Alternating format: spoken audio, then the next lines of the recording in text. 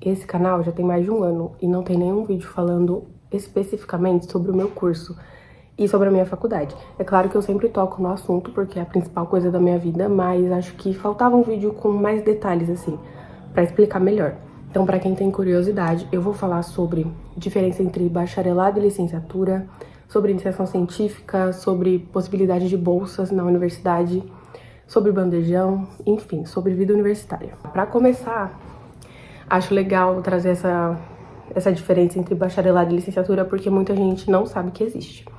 Bacharelado, isso na USP, tá, gente? Porque tem outras universidades públicas mesmo que é um modelo diferente.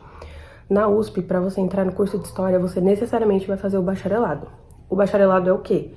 É você se habilitar a ser um pesquisador na área. Então tem bacharelado em letras, tem bacharelado em filosofia. Por outro lado, a licenciatura é para você sair do curso podendo dar aula, assim. Quem é bacharel em História também pode dar aula, mas, digamos assim, a prioridade é para quem é licenciado. Por quê? Na licenciatura, você vai ter matérias ligadas à educação. Então, vai ter metodologia do ensino de História, vai ter didática, vai ter psicologia da educação, que são matérias muito importantes para quem quer entrar na educação básica, para quem quer dar aula para o sexto, sétimo, oitavo ano, ensino médio. Então, essas matérias são muito importantes para a sua habilitação enquanto professor. E aí tem o bacharelado, que é para quem quer ser pesquisador. Eu tenho alguns professores, inclusive, que, se eu não me engano, eles só têm o bacharelado e já foram direto para mestrado, doutorado, porque para dar aula em universidade, não necessariamente você precisa ser licenciado. Isso, inclusive, eu considero um pequeno problema, porque alguns não têm o mínimo de didática. Então, você percebe a diferença entre professores da USP que já deram aula em escolas e os que não deram, e é uma diferença bizarra. Então, essa é a diferença. Bacharelado é para você ser pesquisador, licenciatura é para você ser licenciado e poder dar aula. Muitas pessoas optam por fazer a licenciatura depois do bacharelado. Então, assim, fazer o bacharelado em 4 anos e pegar mais 2 para fazer a licenciatura. Tem gente que sai da faculdade e volta anos depois para fazer a licenciatura. No meu caso, eu fiz o primeiro ano só com matérias do bacharelado e no segundo, como eu tava trabalhando por questões de horário, eu abri a licenciatura. Meio obrigada, mas ainda bem que eu abri, porque eu acho que abriu minha mente. Falei abrir 2 vezes. Acho que me elucidou muitas coisas para estudar e para poder fazer os estágios e fazer o PIBID depois, poder dar aula. Então, assim, ainda bem que eu abri no segundo ano, até porque nos primeiros anos a gente tá com mais energia. E para fazer as matérias da licenciatura, a gente tem que fazer estágios, que eu já vou explicar como são. Então, assim, eu abri logo no segundo ano e agora só me resta uma matéria da licenciatura. Obrigada, Lilian, do passado. Como eu falei, na licenciatura a gente tem que fazer estágios. Como funciona? Em todas as matérias, eu acho, a gente tem que fazer. Vou dar só citar quais são as matérias mais ou menos. Que nem eu falei, né, quando eu tava falando dos professores. Psicologia da educação, didática, metodologia, ensino de história, teoria e prática, política da organização da educação no Brasil, matérias assim. E em cada matéria a gente tem que fazer umas 30 horas de estágio. Você fica um tempo na escola, as matérias que pedem 30 horas de estágio, você fica 20 horas na escola, mais ou menos. Não é um dia só, não pode fazer de uma vez assim, tem que ser separadinho. E aí o restante é tempo para você fazer relatório, algum trabalho final relacionado a esse estágio. Então é dividido assim. Sobre as disciplinas, as matérias que eu tenho na faculdade. Quem já viu vídeos sobre pessoas que fazem faculdade de História deve saber disso. A faculdade não tem nada a ver com a matéria que a gente tem na escola. Nada, nada, nada. Mas isso também é bom. Na faculdade, a gente precisa ler muito, né? Como eu já falei em alguns vídeos aqui, são muitos textos, muitas páginas. No meu primeiro ano era na pandemia, inclusive, meu professor de Brasil Colonial passava textos de 50, 60 páginas a cada semana, tá? Então, assim, é muita, muita, muita coisa. Ainda mais quando você tá chegando assim, já vem com os 2 pés na cara. Enfim, fechado parênteses, as matérias são divididas temporalmente da mesma forma, né? A sequência é um pouco diferente, porque não é uma sequência, primeiro história antiga, depois história medieval, depois história contemporânea, não é assim. Como eu falei, no primeiro ano eu tive Brasil colonial, então era Brasil colonial, história ibérica, que é a história de Portugal e Espanha, porque afeta a história do Brasil, né? História colonial, história ibérica e metodologia, que é diferente da metodologia da licenciatura.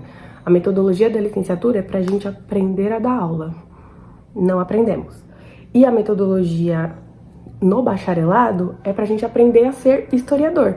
Então nós lemos textos sobre os historiadores falando sobre história, sobre historiografia, como é pesquisar e os passos que a gente deve seguir, justamente o método de se fazer história.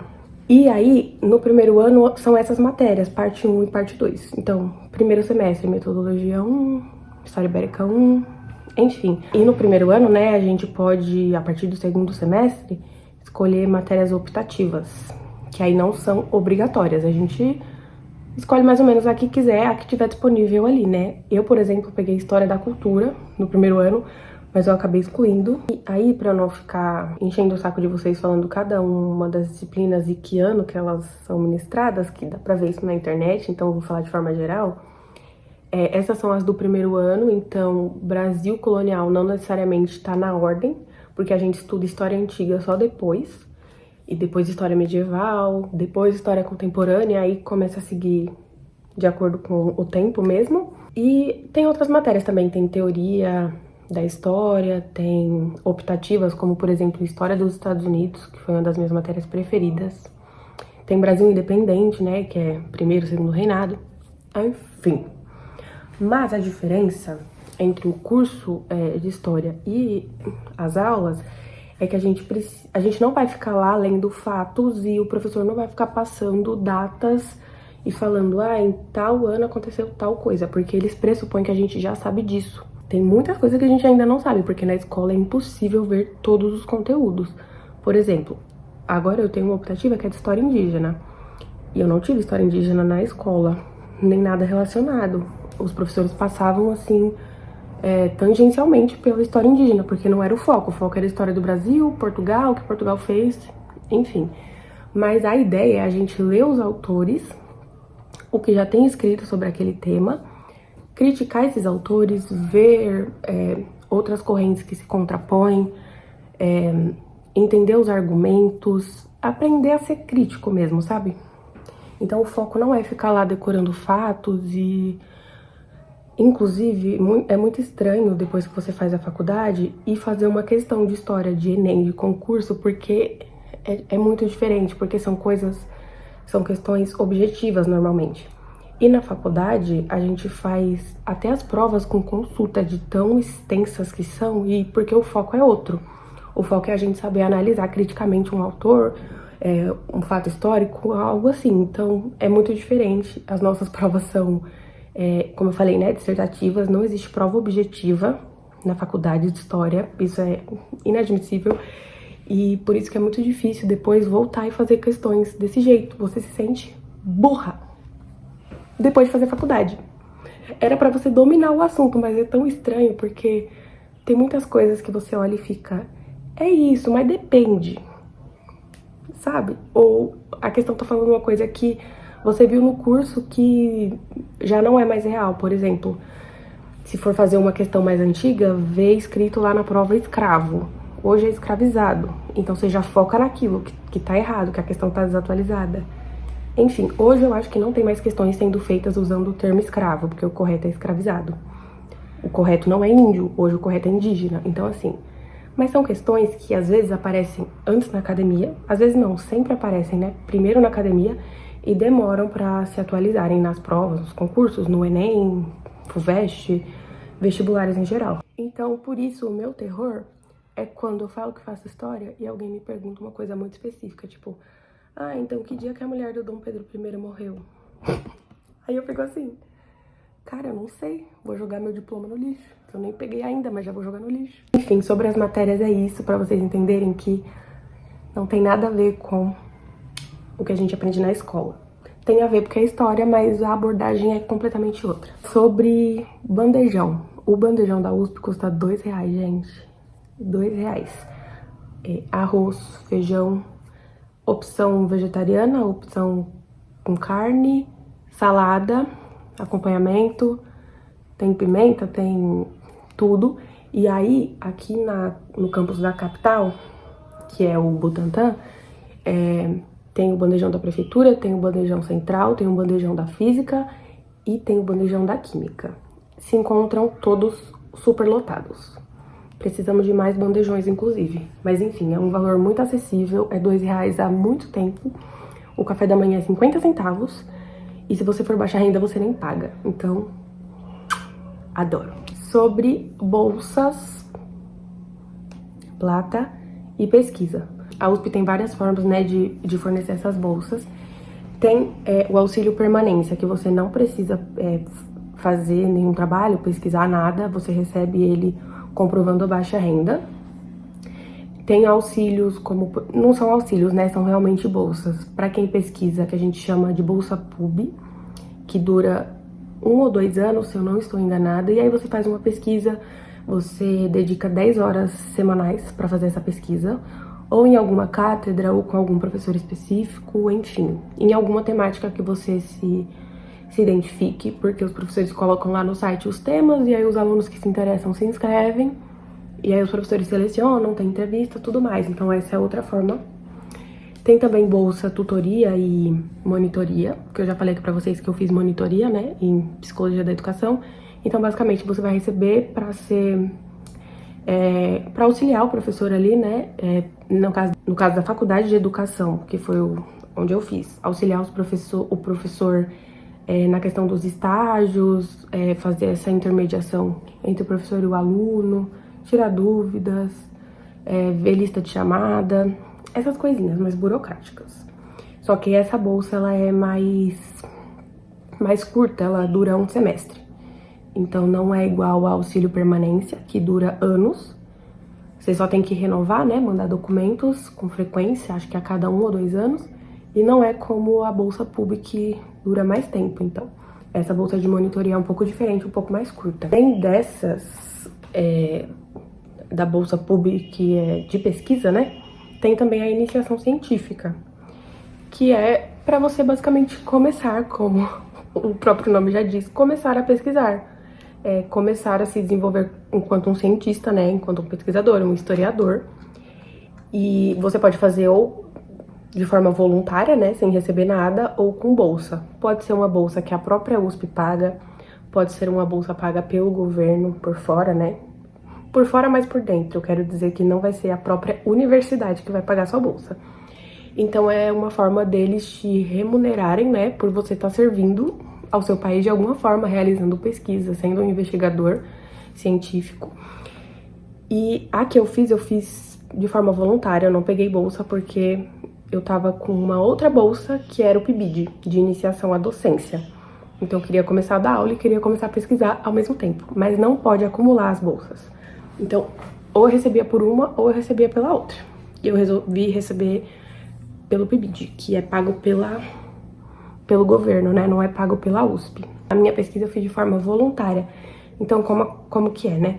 Você tem que ver um tema de pesquisa que você goste, a área, sei lá, história antiga, história medieval, história do Brasil colonial, história do Brasil independente. Buscar um orientador que estude coisas relacionadas, não só esse tema amplo, mas coisas mais específicas. Por exemplo, se você gosta de gênero, estudar gênero, vai em busca de um pesquisador, de um professor que estude gênero. E aí ele vai te auxiliar, ou não, né, a fazer a pesquisa. Existem orientadores e orientadores, tem uns que pegam muito no pé com prazo para você entregar as coisas, tem outros que te largam a Deus dará e você faz o que você quiser da sua vida. Eu acho que isso depende também se você tá recebendo bolsa. Essa é uma visão particular que eu tenho, porque a minha experiência com iniciação científica não foi muito boa. E é bom para quem quer fazer, justamente por ser uma iniciação científica, é bom para quem quer se tornar pesquisador, para quem quer fazer mestrado, depois fazer um doutorado, depois dar aula em faculdade. Então é muito bom para você ter contato com os documentos, saber como é fazer uma pesquisa, né? E no final a gente tem que fazer uma apresentação sobre essa pesquisa para poder validar, senão você vai ter jogado seu ano no lixo. Então é isso, sobre iniciação científica é isso. Além disso, também tem a possibilidade de estágios, né? Não aqueles estágios que eu falei da licenciatura, porque eles não são pagos. eles são obrigatórios. Mas estágios remunerados, que é ligados ao seu curso mesmo, né? Então, não necessariamente você vai fazer o que você faria sendo historiador, mas tá de alguma forma ligado ao seu curso. Eu, por exemplo, fiz estágio na Central de Matrículas da USP, tem acho que 2 anos. E eu trabalhava com o quê? Analisando documentos das pessoas que tinham passado na FUVEST e no Enem. Então as pessoas enviavam o RG, eu via se estava frente e verso, para a USP ter toda a documentação. Eles enviavam o certificado de conclusão ou então histórico. E aí quem colocava que tinha estudado em escola pública, eu tinha que checar se a pessoa realmente tinha estudado em escola pública, porque senão era eliminado, né? Coisas assim. Então, estágios também são uma possibilidade de você conseguir não perder, entre aspas, tempo trabalhando 8, 10 horas por dia e conseguir estudar, né? Porque estágio normalmente são 4, 6 horas, é mais tranquilo do que um trabalho com tempo integral. De certa forma, sobra mais tempo para você se dedicar à faculdade. Sobre isso, vocês já sabem, né? A outra bolsa, que é a que eu recebi, que é a do intercâmbio. A USP tem muito contato com universidades do mundo inteiro. Agora, mais recentemente, universidades da América Latina, né? Eles estão tendo mais contato. Tem contato com universidades da Espanha, de Portugal, da China, do mundo inteiro. Então, como vocês já devem ter visto aqui em outros vídeos, a maior parte dos intercâmbios são pagos, então você só não paga a taxa acadêmica. Ou seja, você vai pagar para comer, para dormir, as suas passagens, mas para estudar, mesmo que a faculdade seja particular, seja paga, você não vai precisar pagar. Agora, sobre pontos negativos, gente, já falei no vídeo anterior, acho que é no vídeo anterior, que existe uma diferença bizarra entre os prédios de humanas e os prédios de outros cursos. A faculdade de educação e a faculdade de filosofia, letras e ciências humanas é muito mais abandonada do que a faculdade de engenharia, por exemplo. No nosso prédio não precisa nem de carteirinha para entrar, sabe? É tudo aberto. Eu acho muito legal a ideia de ser tudo aberto, de ter essa liberdade, só que ao mesmo tempo gera uma insegurança, porque já teve casos de um doido, que eu não vou dizer quem é, entrar lá armado. Então, assim, né? Não entraria armado numa poli, não entraria armado numa FEA, que são outros institutos. Então, acho que esse é o ponto negativo. Não tem uma infraestrutura que é muito resguardada, sabe? Mas isso é ciências humanas no Brasil, né? Pesquisa no Brasil. Acho que não é algo só da USP, é algo generalizado. Em resumo, eu acredito que, agora falando mais pessoalmente, acredito que eu escolhi um curso que eu não me arrependo e que me satisfez na medida do possível, sabe? De, caramba, eu preciso fazer isso pra me sentir viva, pra me sentir feliz, por mais que eu saiba que, desde que eu entrei, né, muito antes, que história é um curso desvalorizado, que ser professor é extremamente difícil. Por isso, acho que é por isso que eu neguei por tanto tempo querer ser professora, e agora eu mudei de ideia completamente. Eu sei que não é algo que vai me enriquecer, que vai me dar muito dinheiro, que vai me dar muito prestígio, mas eu acho que a autorrealização é essencial. E antes de entrar, eu ficava pensando muito assim, se eu não puder envelhecer e fazer esse curso depois, porque é algo que eu quero, e eu fizer algo só por dinheiro, eu vou me arrepender muito, eu não vou ser feliz, e eu acho que eu fiz a escolha certa, por mais que seja muito difícil. Eu me vejo no 5º ano, sem perspectiva de trabalho, porque estão diminuindo muito as matérias de história tanto no ensino da Prefeitura de São Paulo, quanto também do Estado de São Paulo. Talvez a solução seja ir para outro estado, não sei. Então eu acho que não tem perspectiva, mas ao mesmo tempo eu não me arrependo.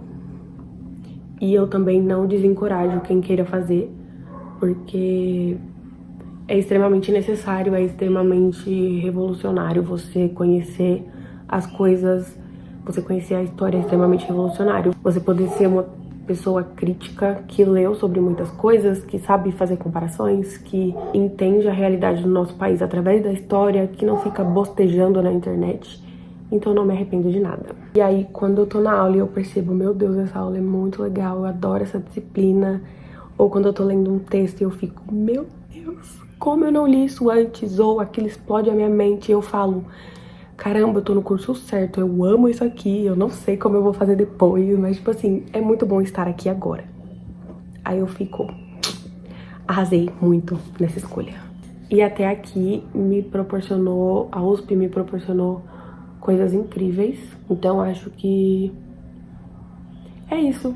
Eu tô no 5º ano, sem perspectiva, mas eu não me arrependo. E já teve gente que me falou, ai, você faz história, você é louca. Ou você faz estuda na USP? Caramba! Qual é o seu curso? História. Mas, gente, um beijo pra todos vocês. Tá? No coração de vocês.